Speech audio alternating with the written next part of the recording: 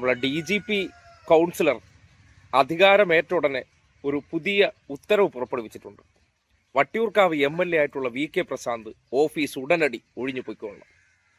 ഇത് DGPയുടെ ഉത്തരവാണെന്നുള്ള മുറയ്ക്കാണ് പ്രശാന്തിനെ ഫോണിൽ വിളിച്ച് അറിയിച്ചിരിക്കുന്നത്. ഞാനാണ് കൗൺസിലർ. ഈ കൗൺസിലറായിട്ടൊരു DGP വരുമ്പോൾ സ്വാഭാവികമായിട്ട് തൊട്ടടുത്തൊന്നും ആരും പാടില്ല. അങ്ങനെ പറയാനുള്ള പ്രധാന കാരണം ഈ ശാസ്തമംഗലത്താണ് നിലവിൽ വട്ടിയൂർക്കാവ് MLA ആയിട്ടുള്ള VK പ്രശാന്തിൻ്റെ ഓഫീസ്.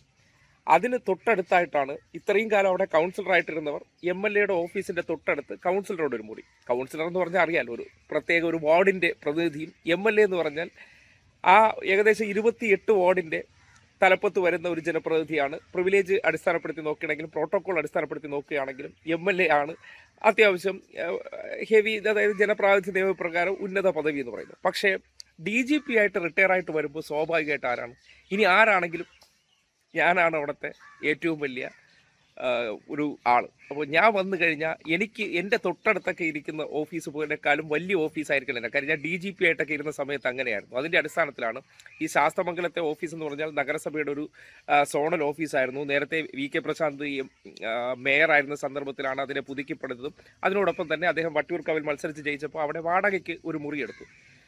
സാധാരണഗതിയിൽ ഈ നഗരസഭയുടെ നിയമം അനുസരിച്ച് വാടകയ്ക്ക് ഏതെങ്കിലും മുറിയോ കെട്ടിടമോ കൊടുത്തിട്ടുണ്ടെങ്കിൽ നിയമസഭ അതിൻ്റെ നിയമപ്രകാരം എന്തെങ്കിലും ആ വാടകയ്ക്കെടുത്ത കെട്ടിടത്തിൽ എന്തെങ്കിലുമൊക്കെ നിയമവിരുദ്ധ പ്രവർത്തനമോ അല്ലെങ്കിൽ നഗരസഭയുടെ ചട്ടങ്ങൾക്ക് വിരുദ്ധമായി പ്രവർത്തിച്ചാൽ മാത്രമാണ് അതിനെ ഒഴിപ്പിക്കാനുള്ള നടപടികൾ. അതിനപ്പുറത്തേക്ക് ഒരു കരാറുണ്ടാകും. ഈ കരാർ കാലാവധി കഴിയുമ്പോൾ പുതുക്കി കൊടുക്കുകയാണ് പതിവ്. അതിൻ്റെ അടിസ്ഥാനത്തിൽ നോക്കുകയാണെങ്കിൽ ഇപ്പോൾ 3 മാസത്തോടുകൂടിയേ അടുത്ത അതിന് കാലാവധി ഉണ്ടാകുള്ളൂ. കാര്യം അത് കഴിയുമ്പോഴത്തേക്ക് MLA തെരഞ്ഞെടുപ്പ്, അതായത് നിയമസഭാ തെരഞ്ഞെടുപ്പ് വരുന്നുണ്ട്. സ്വാഭാവികമായിട്ടും കരാറും തീരും, 3 മാസത്തിനകത്ത് അതിൻ്റെ കാലാവധി പൂർത്തിയാകുന്ന സാഹചര്യം ഉണ്ടാകും. പക്ഷേ അതുപോലെ DGP അവിടെ വന്നു കഴിഞ്ഞാൽ ഞാനാണ് ഇവിടുത്തെ പരമാധികാരി. ഇനി ശാസ്തമംഗലത്ത് ഞാനല്ലാതെ വേറെ ആരുമില്ല.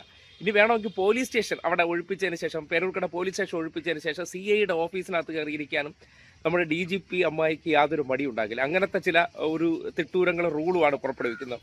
എന്തായാലും മേയറാക്കാമെന്ന് പറഞ്ഞ് വാഗ്ദാനം കൊടുത്ത് കൊണ്ടുവന്ന് വെറും കൗൺസിലറാക്കി അവിടെ ഇരുത്തിയിരിക്കുകയാണ്. കൗൺസിലർ എന്ന് പറഞ്ഞാൽ ഓഫീസിൻ്റെ ഒരു ആവശ്യം പോലും ഇല്ല. എന്തിനാണ് ഓഫീസ്? അല്ലെങ്കിൽ തന്നെ ഇവരെ പോലെ ഒരാൾ ഓഫീസിൽ വന്നിരിക്കാൻ പോവുകയാണ്. എല്ലാ ദിവസവും ആർക്കൊക്കെ എന്തെങ്കിലും പ്രശ്നങ്ങളുണ്ടോ പരിഹരിക്കണമെന്നൊക്കെ നോക്കിക്കൊണ്ട് വന്നിരിക്കാനൊന്നും പോകുന്നില്ലല്ലോ. അപ്പോൾ ഇപ്പോൾ എന്തെങ്കിലുമൊക്കെ ഒരു വാർത്താ അറ്റൻഷൻ കിട്ടണമെന്നുണ്ടെങ്കിൽ സംഘികൾ കൊടുത്ത നിർദ്ദേശപ്രകാരം ഈ കാര്യത്തിൽ കയറി ഇടപെട്ടാൽ പേര് വീണ്ടും മാധ്യമങ്ങളിൽ അച്ചടിച്ച് വരും.